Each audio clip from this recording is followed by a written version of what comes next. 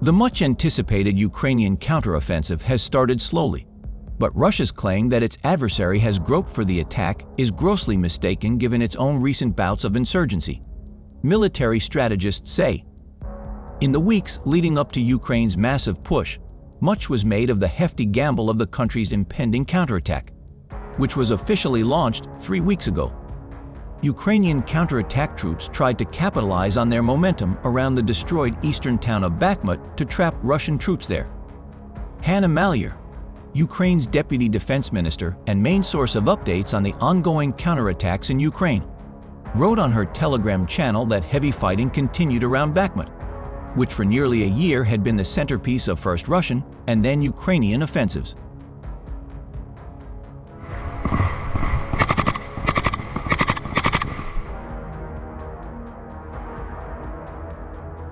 Video footage shows multiple HIMARS-type rocket launchers destroying the Russian invaders' 2C-1 Vozdaka 122mm self-propelled artillery system, BM-21 Grad multiple rocket launchers, and the Russian invaders' 2C-5 Hyacinth S 152mm self-propelled artillery system with projectiles high-precision GMRLS.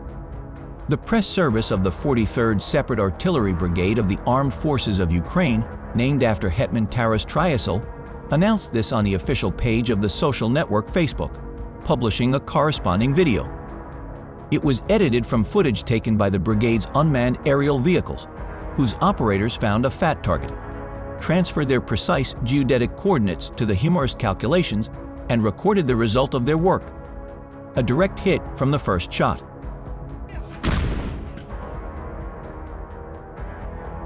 Ukrainian troops had advanced more than 1 kilometer in the last day against Russian troops near the eastern town of Bakhmut, a military spokesman said on Friday.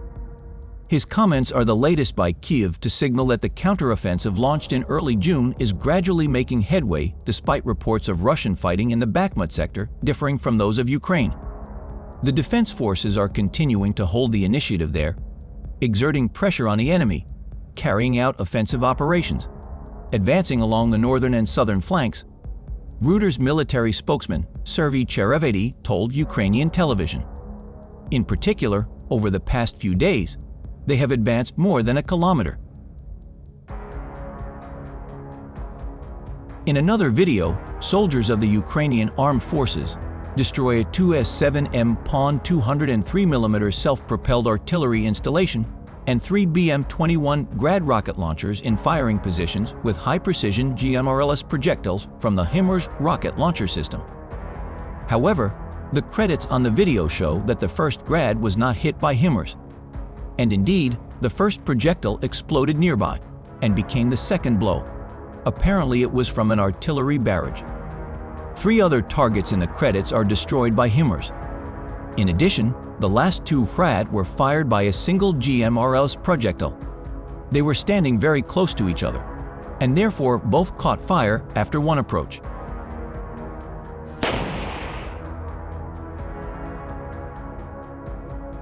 A spokesman for the General Staff of the Ukrainian Armed Forces said Ukrainian forces had partially succeeded near the village of Klishchiivka, just southwest of Bakhmut. Russia still holds Bakhmut, but both sides say fighting in the area is intense, with Ukrainian troops hoping to encircle the town. The hottest part of the Eastern Front was around the cities of Lyman and Bakhmut in Donetsk. Ukrainian troops gradually advanced on the city's southern and northern flanks over the course of more than a month, even while surrendering the city center to advancing Russian troops after months of costly fighting. A few days ago, the Ukrainian artillery successfully engaged a platoon of Russian invader tanks. A corresponding video appears on the internet. It shows a collapsed tank, next to which is a shell that is hit. The third tank ahead continues to move. It can be assumed that he also flew, but this video does not show it. It should be noted that the attack on the tank was accompanied by the flight of Russian tankers from it to a very significant height. He flew several tens of meters and fell to the ground.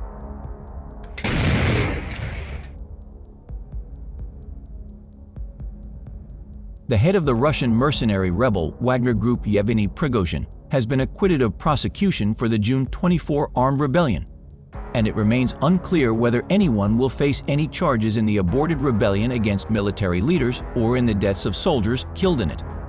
Questions have been raised during his stay in Russia after the uprising and whether Putin will come after him for the betrayal. Sources suggest he had been granted political immunity while he was living in St. Petersburg following his return from exile in Belarus. The General Staff of the Ukrainian Armed Forces reported on July 7 that Russia had lost 232,810 soldiers in Ukraine since the start of the full-scale invasion on February 24 last year. This number includes the 510 casualties suffered by Russian forces over the past few days.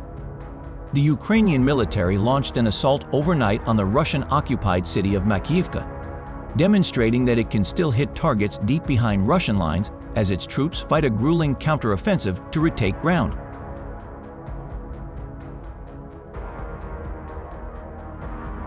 Following the failed Wagner leaders' uprising, President Vladimir Putin appears to be trying hard to protect his government by rewarding loyalty among Russia's elite and showering security forces with cash.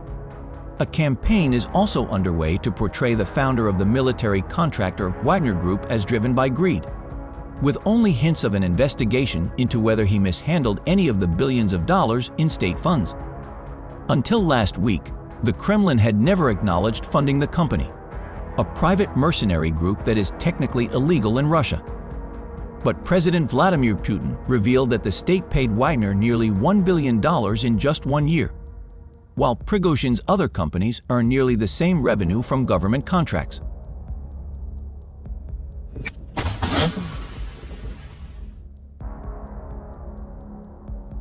On the other hand, in the Kherson direction, the Russian occupiers concentrated their main efforts on preventing the advance of the defense forces.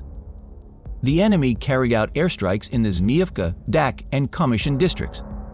He shelled more than 30 settlements with artillery. The General Staff of the Armed Forces of Ukraine told about this in a morning summary published on the official page of the social network Facebook.